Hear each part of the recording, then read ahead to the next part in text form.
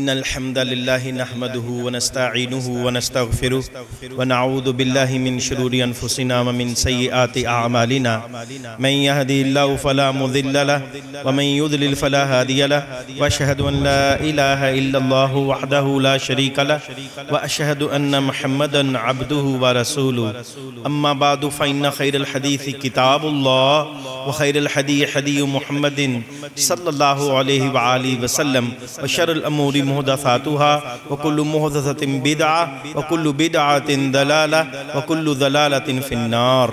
اللهم صل على محمد وعلى آل محمد كما صليت على إبراهيم وعلى آل إبراهيم إنك حميد مجيد. اللهم بارك على محمد وعلى آل محمد كما باركت على إبراهيم وعلى آل إبراهيم إنك حميد مجيد. فأعوذ بالله السميع العليم من الشيطان الرجيم من همزه ونفخه ونفسه. يا أيها الذين آمنوا اتقوا الله حق تقاته ولا تموتن إلا وأنتم مسلمون. يا أيها الناس اتقوا ربكم الذي خلقكم من نفس واحدة وخلق منها زوجها وبث منهما رجالا كثيرا ونساء واتقوا الله الذي تساءلون به والأرحام إن الله كان عليكم رقيبا. يا أيها الذين آمنوا اتقوا الله وقولوا قولا سديدا يصلح لكم أعمالكم ويغفر لكم ذنوبكم ومن يطع الله ورسوله فقد فاز فوزا عظيما. ہر طرح کی تعریف اللہ رب العالمین کے لیے ہے جو پوری کائنات کا اکیلا ہی شہنشاہ ہے، جس کو کوئی مشورہ دینے والا نہیں، سب اس کے محتاج ہیں. وہ اپنے سارے کام اپنی شان کے لائق زبردست طریقے سے مکمل فرماتا ہے. وہ انسان سے بڑی محبت کرتا ہے جس کے لیے اس پیارے رب نے بے پناہ اس انسان کے اوپر احسانات فرمائے ہیں. اللہ کے احسانات اگر شمار کرنا شروع کریں تو جتنی جتنا پانی موجود ہے سمندروں میں، اگر اس کو سیاہی بنا دیا جائے اور جتنے درخت موجود ہیں ان کو کلمے بنا دیا جائے، اللہ کے احسانات شمار کرنا شروع کریں تو اللہ کے احسانات ہم شمار نہیں کر سکتے. اس کی تعریفیں لکھنا شروع کریں، اس کی تعریفیں لکھ نہیں سکتے. یہ سمندر خشک پڑ جائیں گے، یہ درخت کلمے گھس گھس کر ختم ہو جائیں گی، لیکن اللہ کے احسانات انسانوں کے اوپر، جنوں کے اوپر ختم نہیں ہوں گے. انہی احسانات میں سے اللہ تعالیٰ نے ایک عظیم احسان فرمایا کہ سیدنا محمد رسول اللہ صلی اللہ علیہ وآلہ وسلم کی مبارک ہستی ہمارے لیے رحمت بنا کر اللہ تعالیٰ نے ان کو ہمارے لیے معبود فرمایا ہے. اللہ تعالیٰ ہمیں اللہ اور اس کے رسول صلی اللہ علیہ وسلم کی قدر کرنے کی توفیق عطا فرمائے. انسان کی پیدائش کا مقصد اللہ تعالیٰ نے قرآن مجید میں ارشاد فرمایا وَمَا خَلَقْتُ الْجِنَّ وَالْإِنسَ إِلَّا لِيَعْبُدُونَ کہ میں نے جنوں اور انسانوں کو فقط اپنی عبادت کے لیے پیدا کیا ہے. میں نے جنوں اور انسانوں کو، اللہ تعالیٰ فرماتا ہے، فقط اپنی عبادت کے لیے پیدا کیا ہے. اور عبادت جو ہے وہ کس طریقے سے ہوتی ہے یہ ہم روز اللہ رب العالمین سے اس کا طریقہ مانگتے ہیں.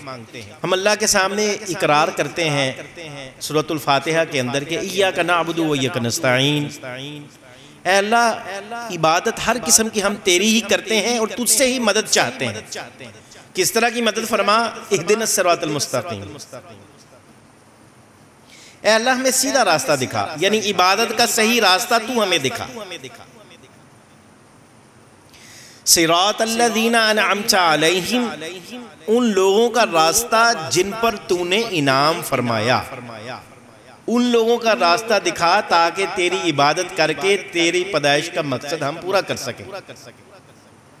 اور انعام یافتہ لوگوں میں سے ٹاپ لسٹ پر سب سے سہر فہرست ہمارے پیارے رسول صلی اللہ علیہ وسلم کا راستہ ہے. تو ہم اصل میں اس سورۃ الفاتحہ میں جس کا پڑھنا فرض ہے، جو اپنی نماز میں یہ دعا نہیں مانگتا، یعنی سورۃ الفاتحہ ایک دعا ہے، اور دعا کے بارے میں پچھلی مجلس میں ہم نے سنا تھا کہ الدعاء هو العبادہ، کہ دعا ہی عبادت ہے۔ تو اس عبادت کا جو طریقہ ہے وہ ہم مانگتے ہیں اللہ تعالیٰ سے۔ سیدھے راستے کا مطلب عبادت کا طریقہ ہے، اور ان لوگوں کا راستہ جن پر تو نے انعام فرمایا، اور وہ کون لوگ ہیں؟ وہ انبیاء ہیں، اور انبیاء کے سردار سیدنا محمد رسول اللہ صلی اللہ علیہ وسلم کا اصل میں ہم راستہ اللہ تعالیٰ سے درخواست کرتے ہیں۔ اب مسلمان ہونے کے باوجود ہم روزانہ اللہ تعالیٰ سے کہتے ہیں یا اللہ ہمیں سیدھا راستہ دکھا۔ ہم سمجھتے ہیں کافر غلط راستے پر ہیں، مسلمان صحیح راستے پر ہیں۔ ایسا نہیں ہے بھائیو، ورنہ ہم اللہ تعالیٰ سے یہ دعا کیوں مانگیں روزانہ ہر نماز کے اندر کہ یا اللہ ہمیں سیدھا راستہ دکھا۔ اس سے مراد یہ ہے ہر معاملے کا سیدھا راستہ ہوتا ہے۔ صبح اٹھنے کا سیدھا راستہ ہے، واش روم میں جانے کا سیدھا راستہ ہے، واش روم کرنے کا سیدھا راستہ ہے، یعنی وہ طریقہ جس طریقے پر چل کر اللہ تعالیٰ تو خوش ہوا تھا، لوگ اس طریقے پر چلے تھے تو خوش ہوا تھا، تو نے خوش ہو کر ان پر انعام کیا تھا۔ انعام یافتہ لوگوں کا راستہ، اور جیسا کہ پہلے عرض کیا گیا، وہ ہمارے پیارے آقا سیدنا محمد رسول اللہ صلی اللہ علیہ وآلہ وسلم کا راستہ ہے۔ تو ہم اصل میں رسول اللہ صلی اللہ علیہ وسلم کا راستہ مانگتے ہیں اللہ تعالیٰ سے۔ لین دین کرنے کا راستہ ہے، کھانا پینا کیسے کھانا ہے، حرام حلال کیا ہے، اس میں سیدھا راستہ کیا ہے۔ ہر معاملے میں ہم اصل میں اس دعا کے اندر جس دعا کو مانگے بغیر بندے کی نماز ہی نہیں ہے، بندے کی پیدائش کا مقصد ہی پورا نہیں ہوتا، بندے کو عبادت کے لیے پیدا کیا ہے، اور دعا ہی عبادت ہے۔ اور یہ والی وہ دعا ہے جو اللہ تعالیٰ ہم سے منگوانا چاہتا ہے کہ مجھ سے مانگو کہ ہمیں سنت کا راستہ دکھا۔ اس کی ساری تفسیر اور اس پر اگر ہم ایک مختصر کر دیں اس پورے سورۃ الفاتحہ کے اندر، تو ہم کیا مانگتے ہیں اللہ تعالیٰ سے؟ یا اللہ ہمیں اپنے پیارے رسول صلی اللہ علیہ وسلم کا راستہ دکھا۔ انعام یافتہ لوگوں میں سے ٹاپ لسٹ پر کون ہے؟ سیدنا محمد رسول اللہ صلی اللہ علیہ وسلم۔ تو اسی عنوان کے اوپر ہم آپ صلی اللہ علیہ وسلم سے محبت کیسے حاصل کریں گے؟ آپ صلی اللہ علیہ وسلم کے راستے پر چل کر۔ کیوں؟ سیدنا اس کی دلیل کیا ہے؟ سیدنا ثوبان رضی اللہ تعالیٰ عنہ رسول سے بڑی محبت کرتے ہیں، بڑی محبت کرتے ہیں۔ آپ صلی اللہ علیہ وآلہ وسلم کو دیکھے بغیر ان کا دل نہیں لگتا۔ جب گھر جاتے ہیں رسول اللہ صلی اللہ علیہ وسلم کی یاد آتی ہے، فوراً آتے ہیں رسول اللہ صلی اللہ علیہ وسلم کے چہرے اقدس پر اپنی نظروں کو جماتے ہیں، دل ٹھنڈا ہوتا ہے، آنکھیں نم ہوتی ہیں، سکون آ جاتا ہے۔ بڑی محبت کرتے تھے رسول اللہ صلی اللہ علیہ وسلم سارے صحابہ۔ تو ان کا واقعہ ہم تک پہنچا ہے۔ ایک مرتبہ بڑے ہی پریشان، بہت زیادہ رنگت بدلی ہوئی، بہت پریشان، اور رسول اللہ صلی اللہ علیہ وسلم نے پوچھا کیا بات ہے ثوبان رضی اللہ تعالیٰ عنہ، آپ کا آج چہرہ اترا ہوا ہے، بڑے غمگین لگ رہے ہیں، کیا پریشانی لاحق ہوئی ہے؟ تو وہ عرض کرنے لگے اللہ تعالیٰ کے نبی صلی اللہ علیہ وآلہ وسلم، دنیا کے اندر جب پریشان ہوتا ہوں، جب گھر جاتا ہوں پریشانی آتی ہے، آپ کو دیکھ نہیں پاتا، بے چین ہو جاتا ہوں، آتا ہوں آپ کی چہرے کی زیارت کر لیتا ہوں، دل سکون میں آ جاتا ہے۔ لیکن قیامت کا دن ہوگا، آپ تو سب سے اوپر والے درجوں میں ہوں گے جنت الفردوس کے اندر، یعنی اگر اللہ نے اپنی رحمت سے مجھے جنت دے بھی دی تو میں پتہ نہیں کہاں نیچے درجوں میں ہوں گا، وہاں میں آپ کی زیارت کیسے کروں گا، وہاں آپ کی محبت کیسے حاصل ہوگی؟ رسول اللہ صلی اللہ علیہ وسلم نے جب یہ سنا تو خاموش ہو گئے۔ آپ صلی اللہ علیہ وسلم نے کوئی جواب نہیں دیا، اللہ تعالیٰ نے جواب دیا، پوری امت کے لیے محبت کا طریقہ سکھا دیا۔ اب ہم تو رسول اللہ صلی اللہ علیہ وسلم کی چہرے سے زیارت سے، ان کی زیارت سے ہم محروم ہیں، آپ صلی اللہ علیہ وسلم کی صحبت سے محروم ہیں، لیکن اللہ تعالیٰ نے تمام امتیوں کے لیے، تمام مخلوقات کے لیے جو آنے والے جن و انس ہیں، ان کے لیے محبت کا طریقہ بتلا دیا۔ قرآن کی آیات اتری، سورۃ النساء ہے، اللہ تعالیٰ فرماتے ہیں کہ وَمَن يُطِعِ اللَّهَ وَرَسُولَهُ فَأُولَٰئِكَ مَعَ الَّذِينَ أَنْعَمَ اللَّهُ عَلَيْهِم مِّن نَّبِيِّينَ وَالصِّدِّيقِينَ وَالشُّهَدَاءِ وَالصَّالِحِينَ وَحَسُنَ أُولَٰئِكَ رَفِيقًا۔ توجہ کیجئے، بہت توجہ کی ضرورت ہے۔ یہ محبت رسول صلی اللہ علیہ وسلم کیسے حاصل ہوگی اللہ تعالیٰ نے بتلا دیا، دنیا میں بھی بتلا دیا اور آخرت میں بھی بتلا دیا، اور ہمیشہ ہمیشہ کے لیے سند جاری کاری قرآن بنا کر اتار دیا۔ کیا فرمایا؟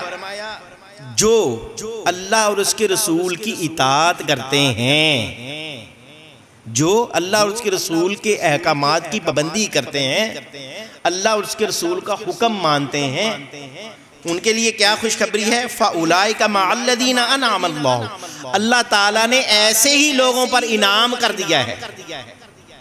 اللہ تعالیٰ نے خوش ہو کر ایسے ہی لوگوں پر انعام کیا ہے، اور وہ کہاں ہوں گے؟ ایسے انعام یافتہ لوگوں کے ساتھ ہوں گے، مَعَ الَّذِينَ ان لوگوں کے ساتھ، انعم اللہ ایسے انعام یافتہ لوگوں کے ساتھ ہوں گے کہ جن پر اللہ تعالیٰ نے خوش ہو کر انعام کیا۔ وہ کون ہوں گے؟ من نبیین، نبیوں کے ساتھ، اللہ اکبر، صدیقوں کے ساتھ، سچے لوگ جو سچے لوگوں کی ٹاپ لسٹ ہے ان کے ساتھ، اور پھر شہداء کے ساتھ، صالحین کے ساتھ، اور یہ کیسا بہترین جو ہے ساتھ ہوگا۔ یہ کس کے لیے ہے؟ جو اللہ اور اس کے رسول کا حکم مانتے ہیں، اور یہی ہمارا عنوان ہے۔ اللہ کے نبی صلی اللہ علیہ وسلم سے محبت کی وجہ سے وہ تڑپ رہے ہیں۔ اللہ تعالیٰ نے قرآن بنا کر اتار دیا کہ تم اللہ اور اس کے رسول کی اطاعت کرو، تمہیں میں نبیوں کا ساتھ دوں گا، تمہیں رسول اللہ صلی اللہ علیہ وسلم کا ساتھ نہیں، تمام انبیاء کا، تمام شہداء، تمام صالحین، تمام صدیقین، سب کا ساتھ تمہیں ملے گا۔ کب؟ جب تم اللہ اور اس کے رسول کی اطاعت کرو۔ تو یہی ہمارا عنوان ہے۔ اللہ اس کے رسول صلی اللہ علیہ وسلم کی اطاعت، یعنی اللہ کی اطاعت اصل میں رسول اللہ صلی اللہ علیہ وسلم کی اطاعت اللہ کی اطاعت ہے۔ کہاں ہے یہ دلیل؟ یہ قرآن مجید میں اللہ تعالیٰ نے ارشاد فرمایا، وَمَن يُطِعِ الرَّسُولَ فَقَدْ أَطَاعَ اللَّهَ، جس نے رسول صلی اللہ علیہ وسلم کی اطاعت کی، ان کا حکم مانا، اصل میں اس نے اللہ تعالیٰ کا حکم مانا۔ رسول اللہ صلی اللہ علیہ وسلم کا حکم مانا، اس نے کس کا حکم مانا؟ اللہ تعالیٰ کا حکم مانا۔ یہ قرآن مجید میں اللہ تعالیٰ نے فرمایا، وَمَن تَوَلَّا، اور جو اس سے پھر جائے، جو نہیں مانے اللہ کے رسول صلی اللہ علیہ وسلم کا حکم، تو پھر فرمایا فَمَا أَرْسَلْنَاكَ عَلَيْهِمْ حَفِيظًا، ہم نے آپ کو ان کے اوپر نگہبان نہیں بنایا کہ آپ ان کی نگہبانی کریں، جو حکم نہ مانے اس کو قتل کر دیں، اس کو پھانسی لگا دیں، اس کو سزا دیں۔ نہیں، ہم نے آپ کو ان کے اوپر نگہبان نہیں کو بنایا ہوا کہ آپ ان کی ہر وقت نگہبانی کریں، بلکہ آپ نے حکم پہنچا دیا ہے۔ اب میرا اور ان کا معاملہ ہے، میں نے ان کو اشرف المخلوقات بنایا ہے، عقل سے نوازا ہے، اگر تو یہ آپ کی اطاعت کریں گے تب یہ کامیاب ہوں گے، یہی ان کی محبت کا تقاضا ہے، اور اگر آپ صلی اللہ علیہ وسلم کا حکم نہیں مانیں گے تو تب پھر آپ ان پر کوئی نگہبان نہیں ہے کہ آپ ان کو ساتھ ساتھ سزائیں دیں کہ تم نے میرا حکم نہیں مانا، چلو یہ سزا ہے، تم نے حکم نہیں، آپ بس میرا حکم سنائیں، اپنا حکم سنا دیں۔ آگے ہدایت اللہ رب العالمین نے فرمایا کہ وہ میرے پاس ہے، میں اس کو دیتا ہوں جو ہدایت لینا چاہتا ہے، اور جو ہدایت لینا نہیں چاہتا میں اس کو ہدایت نہیں دیتا۔ ہدایت کیا ہے؟ رسول اللہ صلی اللہ علیہ وسلم کا راستہ ہدایت ہے، جیسے کہ ہم نے سورۃ الفاتحہ میں اللہ سے مانگا اہدنا الصراط المستقیم، یا اللہ سیدھا راستہ دکھا، انعمت علیہم، صراط الذین انعمت علیہم، ان لوگوں کا راستہ جن پر تیرا انعام ہوا۔ اور انعام یافتہ لوگ کون ہیں؟ رسول اللہ صلی اللہ علیہ وسلم ٹاپ لسٹ میں ہیں جن پر انعام کیا اللہ تعالیٰ نے۔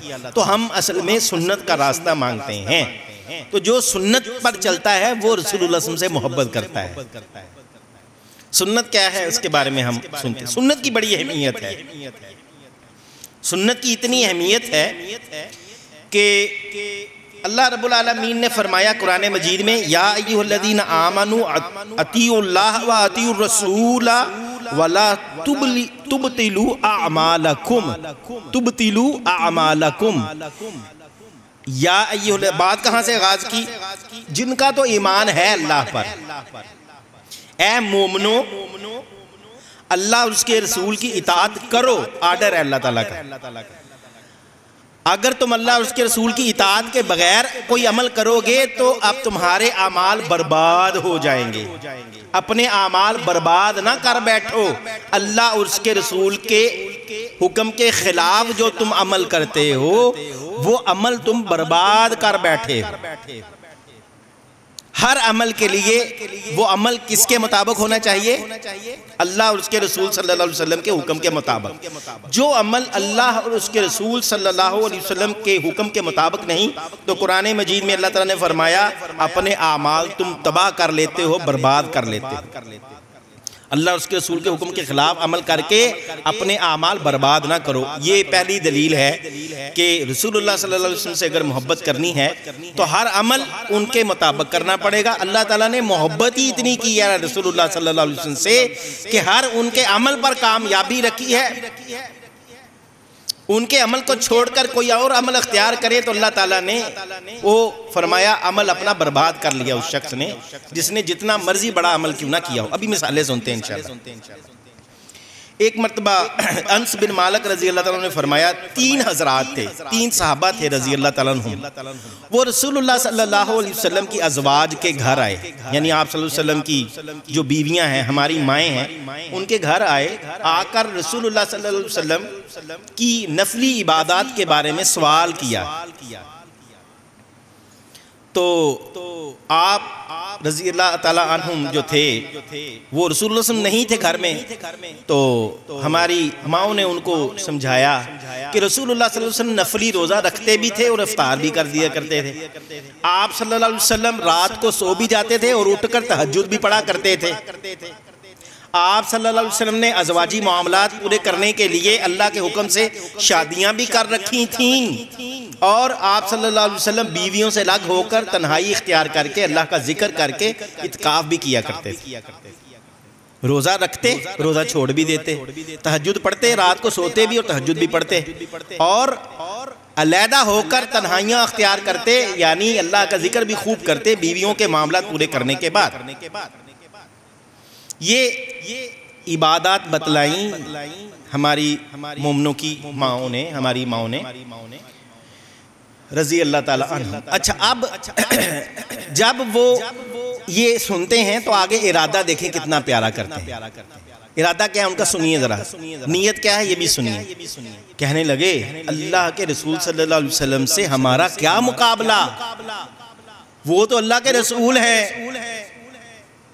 ان کے تو اعمال پرفیکٹ ہیں، ان کی اگلی پچھلی خطائیں اللہ نے ایڈوانس میں معاف کر رکھی ہیں۔ اول تو انہوں نے کوئی گناہ کرنا نہیں، پھر بھی اللہ نے معاف کر رکھی ہیں۔ ہمیں زیادہ اعمال کی ضرورت ہے۔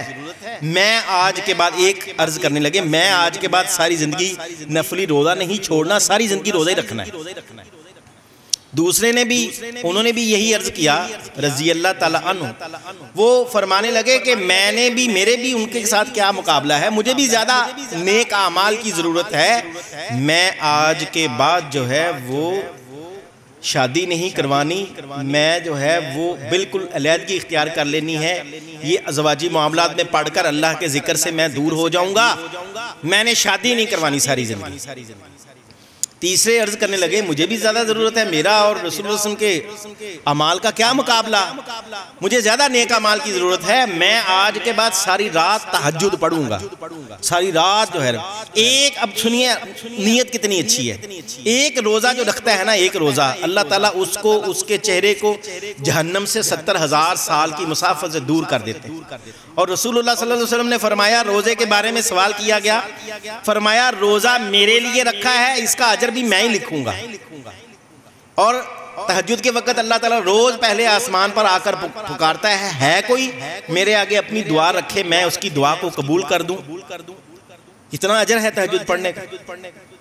اور پھر رسول اللہ صلی اللہ علیہ وسلم نے فرمایا کہ جو بندہ اعتکاف کرتا ہے اللہ رب العالمین کے ساتھ علیحدہ ہو کر اعتکاف کرتا ہے، اللہ تعالیٰ اس کے پچھلے گناہ معاف فرما دیتا ہے۔ اب کتنی بڑی بڑی خوشخبریاں ہیں، کتنی بڑی بڑی خوشخبریاں ہیں، اور ان کی نیت کیا ہے؟ اللہ کو خوش کرنے کی۔ رسول اللہ صلی اللہ علیہ وسلم گھر آئے، ان کو جب یہ تینوں معاملات سنائے گئے تو آپ صلی اللہ علیہ وسلم نے سب کو اکٹھا کیا مسجد نبوی میں، اور پھر خطبہ ارشاد فرمایا، اور ہر خطبے میں رسول اللہ صلی اللہ علیہ وسلم کیا ارشاد فرمایا کرتے تھے وہ توجہ سے سنیے۔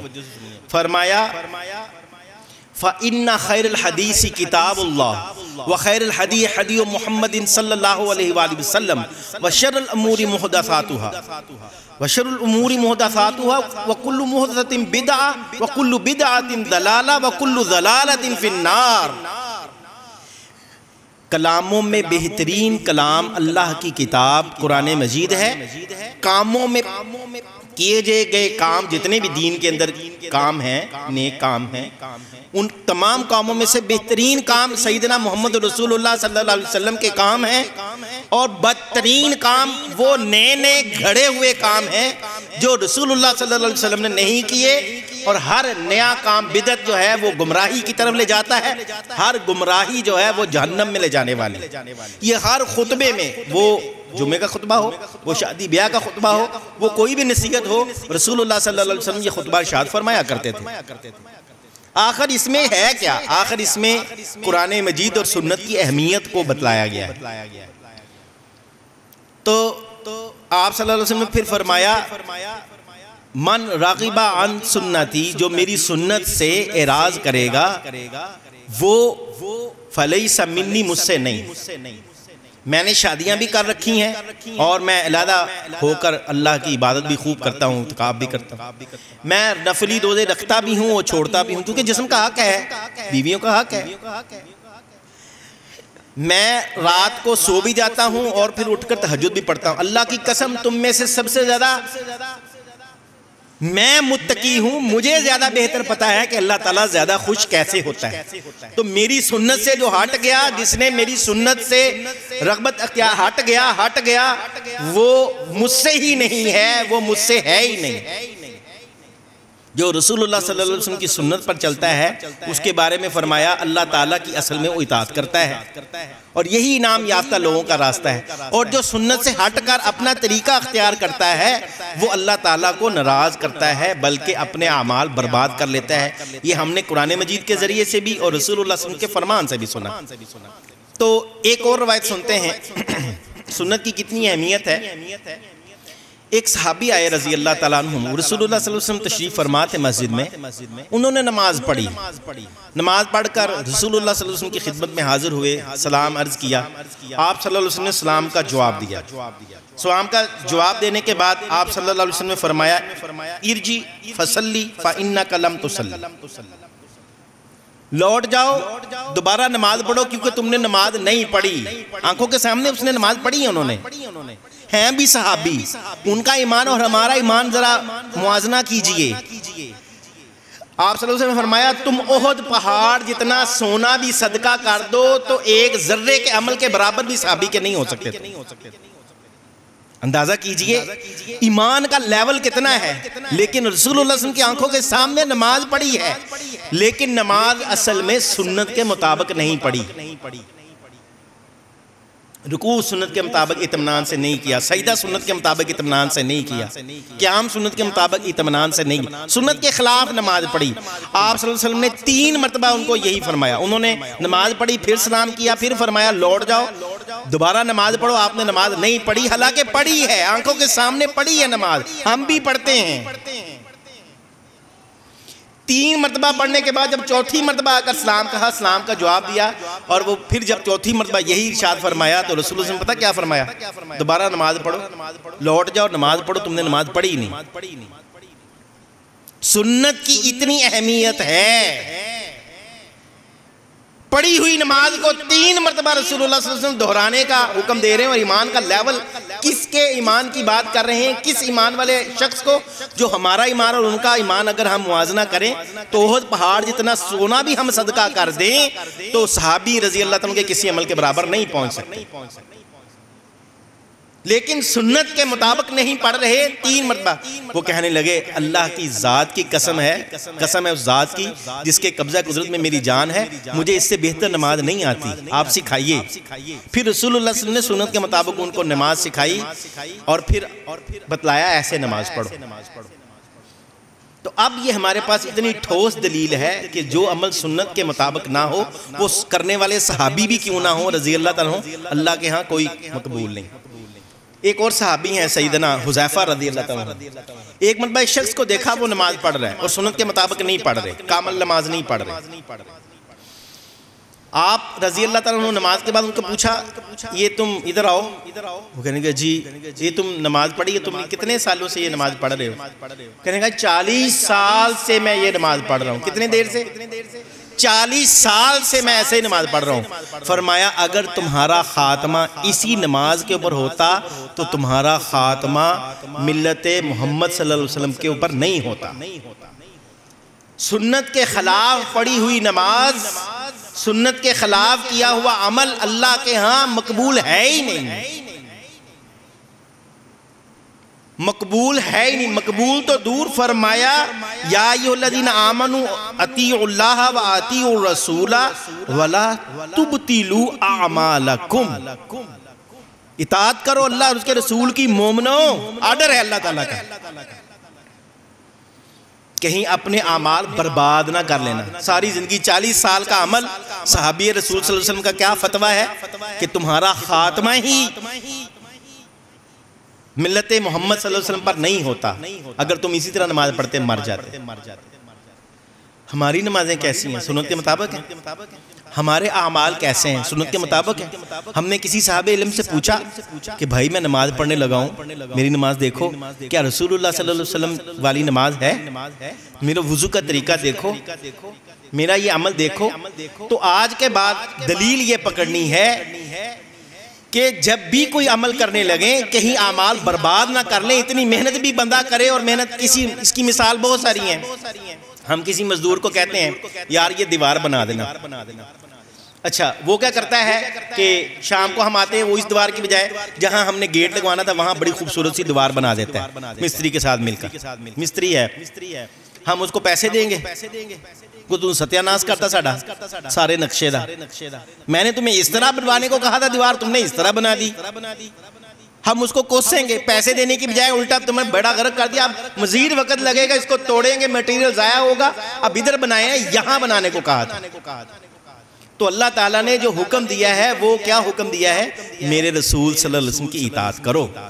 جو تو رسول اللہ صلی اللہ علیہ وسلم کی اطاعت کرے گا اللہ تعالیٰ خوش ہو کر اس کے اعمال کتنے گنا بڑھا دے گا. جتنا خلوص زیادہ اتنا اس کا لیول بڑھ جائے گا عملوں کی قبولیت کا.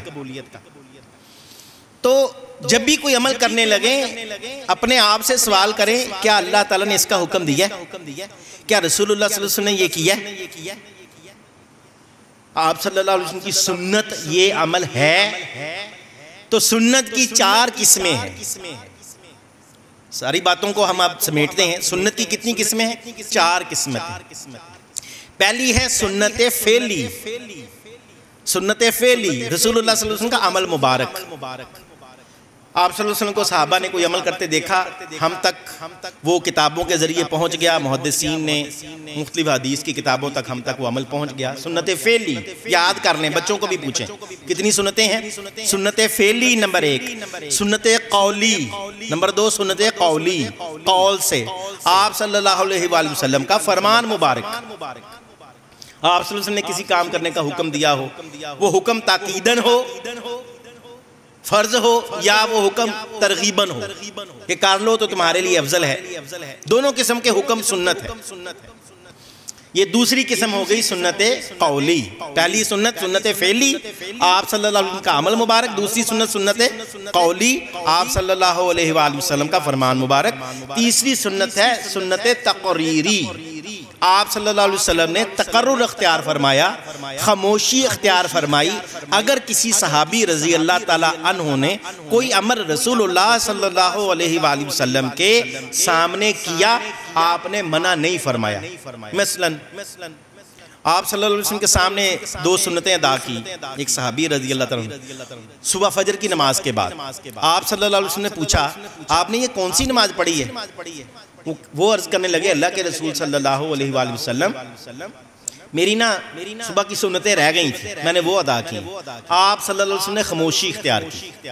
اس سے مراد یہ ہے اجازت مل گئی، ورنہ جو اللہ کی ناراضگی کا کام ہوتا رسول اللہ صلی اللہ علیہ وسلم فوراً منع کر دیتے. اللہ کی ناراضگی کا کام جو اللہ جس پر راضی نہ ہو، کوئی عمل اگر کسی صحابی کے ذریعے سے ہوتا تو فوراً منع فرما دیا کرتے تھے. اب منع نہیں کیا، اب یہ سنت تقریری بن گئی، لیکن اس کو عادت نہیں بنانا چاہیے، کیونکہ صحابہ رضی اللہ تعالیٰ عنہ کا بھی اور رسول اللہ کا اپنا عمل بھی فجر کی اذان کے بعد جماعت سے پہلے سنت ادا کرنا یہی سنت ہے. اسی کو اپنانا چاہیے، عادت نہیں بنانا چاہیے کہ چلو روز ہی بعد میں پڑھیں. لیکن اجازت ہے اگر کسی کی رہ جائیں نیند کی وجہ سے، بیماری کی وجہ سے، کسی وجہ سے، تو وہ ادا کر سکتا ہے. یہ سنت تقریری ہوگی. سنت کی پہلی قسم سنت فعلی، آپ صلی اللہ علیہ وسلم کا عمل مبارک. سنت کی دوسری قسم سنت قولی، رسول اللہ صلی اللہ علیہ وآلہ وسلم کا فرمان مبارک.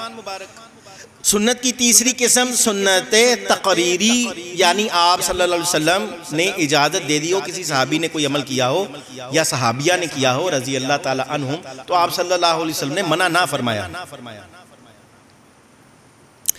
ایک چوتھی سنت ہے سنت ترکیہ. ترک سے، ترک کا مطلب ہونا ہے چھوڑ دینا. ترک کہتے ہیں میں نے یار ترک کر دیا، یہ کام میں نے ترک کر دیا. ترک سے مراد چھوڑ دینا. سنت ترکیہ یعنی اسباب موجود تھے اس وقت، لیکن رسول اللہ صلی اللہ علیہ وآلہ وسلم نے اسباب ہونے کے باوجود، ریسورسز ہونے کے باوجود وہ عمل نہیں کیا. اس کو بدعت کہتے ہیں، اس کو سنت ترکیہ کہتے ہیں. ہم نے جب بھی کوئی عمل کرنا ہے وہ اپنے آپ سے یا کسی صاحب علم سے پوچھ لینا ہے، بھائی یہ رسول اللہ صلی اللہ علیہ وسلم کی سنت ہے، یعنی سنت فعلی، سنت قولی، سنت تقریری، ان تینوں میں سے کوئی سنت ہے؟ یہ ترک کیا ہوا عمل تو نہیں؟ ہم نے پوچھ لینا ہے. اگر ہم نہیں پوچھیں گے تو اپنے اعمال برباد کر لیں گے. قرآن مجید سے بھی سنا ہم نے اور رسول اللہ صلی اللہ علیہ وسلم کے فرمان سے بھی سنا اور صحابی کا فتویٰ بھی دیکھا کہ جو عمل سنت کے مطابق نہ ہو وہ اللہ کے ہاں قبول نہیں ہے، اللہ کے ہاں وہ مردود ہے. یہ ہم نے اب دلائل سن لی. اب بہت سارے اعمال ہم ایسے کرتے ہیں جو سنت کے مطابق نہیں ہوتے اور ہم وہ کرتے جا رہے ہوتے ہیں. مثلا ہم پوچھتے ہیں کہ سوال کرتے ہیں، میں عید میلاد النبی مناتا ہوں، میں اپنے آپ سے سوال کرتا ہوں یا کسی صاحب علم سے سوال کرتا ہوں، رسول اللہ صلی اللہ علیہ وآلہ وسلم نے یہ عمل فعلی سنت ہے، قولی سنت ہے یا سنت تقریری ہے؟ یہی سنا نا ہم نے. آپ صلی اللہ علیہ وسلم کا عمل مبارک ہے، آپ صلی اللہ علیہ وسلم مسجد نبوی میں یا مسجد میں چراغاں کرتے،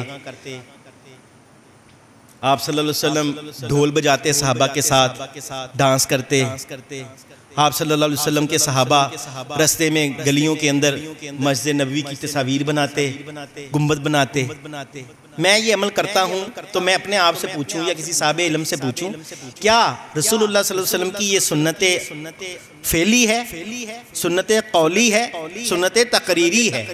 پوچھ لوں، جواب ملے گا نہیں. آپ صلی اللہ علیہ وسلم کی سنت تو دور، یہ اللہ کی قسم، اللہ کے گھر میں کھڑا ہوں، اللہ کی قسم کسی بھی کتب حدیث میں عید میلاد النبی کا چیپٹر ہی نہیں ہے. عید الاضحیٰ کا باب ملے گا، عید الفطر کا باب ملے گا، عید میلاد النبی کا باب ہی نہیں. کسی ایک محدث نے، کسی ایک جس کو ہم کہتے ہیں نا، کسی ایک فقیہ آدمی نے، کسی ایک محدث نے، کسی ایک عالم نے اپنی کسی بھی کتاب کے اندر عید میلاد النبی کا تذکرہ تک نہیں کیا. یہ ہے ہی نہیں. یہ پہلے 12 وفات کے نام سے منایا جاتا تھا. یہ آیا کہاں سے ہے؟ یہ سوال بڑا اہم ہے. سنیے یہ کہاں سے آیا ہے. رسول اللہ صلی اللہ علیہ وسلم سے محبت کا دعویٰ کرنے والے جتنے بھی ہمارے بھائی ہیں، اللہ تعالیٰ ان سے بہت خوش ہوتا ہے. جو کہتا ہے نا مجھے اللہ کے رسول سے محبت ہے، وہ ہمارا اہل سنت بھائی ہے، وہ ہمارا بریلوی بھائی ہے، وہ ہمارا حنفی بھائی ہے، وہ اہل حدیث بھائی، جو بھی مسلمان ہے، وہ ہمارے بھائی ہیں. جب کوئی کہتا ہے نا مجھے اللہ کے رسول سے محبت ہے، شیطان کو بڑی تکلیف ہوتی ہے. شیطان کو بہت تکلیف ہوتی ہے جب ہمارے جذبات اور احساسات رسول اللہ صلی اللہ علیہ وسلم کے بارے میں انتہائی مقدس ہوتے ہیں، پاکیزہ، ہمارے چہرے، ہماری نظریں جھک جاتی ہیں جب رسول اللہ صلی اللہ علیہ وسلم کا نام مبارک ہمارے سامنے لیا جاتا ہے، ہمارے کانوں میں میٹھائی گھل جاتی ہے جب ہمارے کسی بھائی کے سامنے رسول اللہ صلی اللہ علیہ وسلم کا مبارک نام لیا جاتا ہے۔ وہ ہمارے بریلوی بھائی، ہمارے اہل سنت بھائی، ہمارے اہل حدیث بھائی، ہمارے دیوبند بھائی، ہمارے انفی بھائی، جتنے بھی ہمارے بھائی ہیں، جب رسول اللہ صلی اللہ علیہ وسلم کی محبت کا دعویٰ کرتے ہیں نا، شیطان کو بڑی تکلیف ہوتی ہے۔ شیطان نے جب قرآن مجید میں اب بڑا اہم نقطہ ہے، چیلنج کیا اللہ تعالیٰ کو، میں تیرے بندوں کو ضرور ورگلاؤں گا، ان کو ان کی خواہشات کے پیچھے لگاؤں گا، وہ تیری بھی عبادت کریں گے لیکن اپنا حصہ مقرر کر لیا کروں گا۔ بڑی لمبی آیات ہیں، وہ چوپایوں کے کان چیریں گے، تیری فطرت میں تبدیلیاں کراؤں گا۔ شیطان نے اس طرح سورۃ النساء کے اندر 118، 19، 20، 21، 22 یہ آیات چلتی ہیں۔ اللہ تعالیٰ نے بدلے میں شیطان کے ان تمام چیلنجز کے بدلے میں پتہ کیا جواب دیا؟ جو مجھے دوست چھوڑ کر تجھے دوست رکھے گا نا، تجھے دوست بنائے گا، تیری بات وہ مانے گا۔ جو میرا ولی ہوگا تیری بات وہ نہیں مانے گا، جو تیرا ولی ہوگا، تیرا دوست ہوگا، وہ تیری بات مانے گا، اور تو بڑا برا ساتھی ہے۔ یہ آیت ختم ہو جاتی ہے۔ اب شیطان نے کہا، ابو داؤد کی روایت، ایک قرآن کی آیت تھی، اب ابو داؤد کی روایت کہتا لگا کہ میں تیری عزت کی قسم کھاتا ہوں، میں تیرے بندوں سے گناہ کرواؤں گا، تیری نافرمانیاں کرواؤں گا۔ شیطان نے یہ کہا، اللہ رب العالمین نے 3 مرتبہ قسم اٹھائی، مجھے میری عزت، میرے جلال کی قسم، مجھے میری عزت، میرے جلال کی قسم، مجھے میری عزت اور میرے جلال کی قسم، جب وہ میرے سامنے گناہ کر کے آئیں گے، تو گناہ کروائے گا، وہ مجھ سے معافی مانگے گا، میں ان کو معاف کرتا رہوں گا، معاف کرتا رہوں گا، معاف کرتا رہوں گا۔ شیطان کو بڑا غصہ آیا کہ یہ کیا بات ہوئی، میں اتنی محنت کر کے گناہ کرواؤں اور صرف یہ کہیں یا اللہ مجھے معاف کر دے، کیا منہ تیرے سامنے لے کر آؤں گا، تو مجھے معاف کر دے، تو یہ اللہ تعالیٰ معاف کر دے گا؟ یہ تو بڑا مسئلہ خراب ہے۔ تو شیطان نے کہا کیوں نہ کوئی ایسا عمل میں ان کو سکھلا دوں، یہ گناہ کر سمجھ کے کریں ہی نہ، یہ اس عمل کو نیکی سمجھ کے کریں حالانکہ وہ گناہ ہو۔ پھر سنیے، شیطان نے جب یہ سنا نا اللہ تعالیٰ سے کہ معاف کر دوں گا، جب گناہ کر کے آئیں گے مجھ سے معافی طلب کریں گے، دل سے معافی مانگیں گے، میں معاف کرتا رہوں گا، تو شیطان نے کہا کیوں نہ ان کو ایسا عمل سکھاؤں کہ یہ اس کو نیکی سمجھ کے کریں، گناہ سمجھیں گے تو معافی مانگیں گے، جب اس کو نیکی سمجھیں گے تو اور کریں گے۔ بات صحیح ہے نا؟ تو شیطان نے بدعت کو انٹروڈیوس کروایا، بدعت کو متعارف کروایا، دین میں نئے نئے کام بتلائے، اور بدعت کی پہچان یہی ہوتی ہے، یہ ہر سال بدلتی ہے، ہر روز بدلتی ہے۔ 12 وفات کے نام سے یہ عمل کیا جاتا تھا پہلے، جو بزرگ زندہ ہیں ماشاءاللہ ابھی میری عمر سے زیادہ ہیں، یہ نام سنا ہوگا انہوں نے، 12 وفات کے نام سے عید میلاد النبی کو مناتے تھے۔ سیدہ فاطمہ رضی اللہ تعالیٰ عنہ رو رہی تھیں، سیدنا علی رضی اللہ تعالیٰ عنہ رو رہے تھے، سیدنا عمر فاروق رضی اللہ اپنا ذہنی توازن کھو بیٹھے تھے رسول اللہ صلی اللہ علیہ وسلم کی غم کے اندر، آپ پریشان ہو گئے تھے، صحابہ رضی اللہ تعالیٰ عنہ کی آنکھوں میں آنسو تھے، اور ہم ڈھول بجا رہے ہیں، ہم ڈھول بجا رہے ہیں، خوشیاں منا رہے ہیں۔ رسول اللہ صلی اللہ علیہ وسلم کی سنت پوچھتے ہیں کیا سنت ہے؟ آپ صلی اللہ علیہ وسلم ہر سوموار کا روزہ رکھتے، دین مکمل ہے نا، ہر معاملے میں رہنمائی فرماتا ہے، جمعرات کا روزہ رکھتے، آپ صلی اللہ علیہ وسلم سے پوچھا گیا آپ ہر سوموار کا روزہ کیوں رکھتے ہیں، آپ ہر جمعرات کا روزہ کیوں رکھتے ہیں؟ تو رسول اللہ صلی اللہ علیہ وسلم نے فرمایا سوموار کو اللہ تعالیٰ نے مجھے پیدا فرمایا ہے، میں اس خوشی میں اللہ کی شکر میں روزہ رکھتا ہوں۔ پیدائش کی خوشی شکر ادا کر کے کیسے منا رہے ہیں؟ روزہ رکھ کر۔ اور ہم کیسے منا رہے ہیں؟ ڈھول بجا کر، ڈیک لگا کر، رستے روک کر، چراغاں کر کے، کمکمے لگا کر۔ صحابہ نے یہ کیا، رسول اللہ صلی اللہ علیہ وسلم کی زندگی کے اندر سیدنا ابوبکر صدیق رضی اللہ تعالیٰ عنہ نے کیا، چلو بعد میں کیا، کتنے سال زندہ رہے سیدنا عمر فاروق رضی اللہ عنہ، کتنے سال زندہ رہے سیدنا عثمان غنی رضی اللہ تعالیٰ عنہ، کتنے سال زندہ رہے سیدنا علی المرتضیٰ رضی اللہ تعالیٰ عنہ۔ سب سے زیادہ محبت کرنے والے یہ لوگ تھے۔ کوئی ہے ایسا آدمی اٹھ کے کہ مجھے سیدنا ابوبکر صدیق رضی اللہ تعالیٰ سے زیادہ محبت ہے رسول سے؟ کوئی ہے ایسا آدمی؟ اللہ کی قسم کوئی جمع بھی نہیں ہے ابھی تک۔ اللہ نے ایسا فرد پیدا ہی نہیں کیا جو رسول اللہ کے صحابہ سے بڑھ کر ان سے محبت کرتا۔ تو انہوں نے محبت کا طریقہ کیا بتلایا ہے؟ سنت رسول، ہر سوموار کا روزہ رکھ کر، ہمیں بھی ہر سوموار کا روزہ رکھنا چاہیے، سال بعد ڈانس نہیں کرنے چاہیے، سال بعد عید میلاد النبی نہیں منانی چاہیے، بلکہ ہر سوموار کو اور ہر سنت پر جب کوئی عمل کرتا ہے یہ اس کے لیے بڑی ہی خوشی کا دن ہے کہ وہ سنت مبارکہ پر عمل کر رہا ہے، کیونکہ اللہ تعالیٰ کو سنت پر عمل کرنے والے ہی اعمال پسند ہیں۔ اللہ تعالیٰ سے دعا ہے اللہ تعالیٰ حق بات کو سمجھ کر اس پر عمل پیرا ہونے کی توفیق عطا فرمائے۔ سبحان ربک رب العزت عما یصفون وسلام علی المرسلین والحمد للہ رب العالمین۔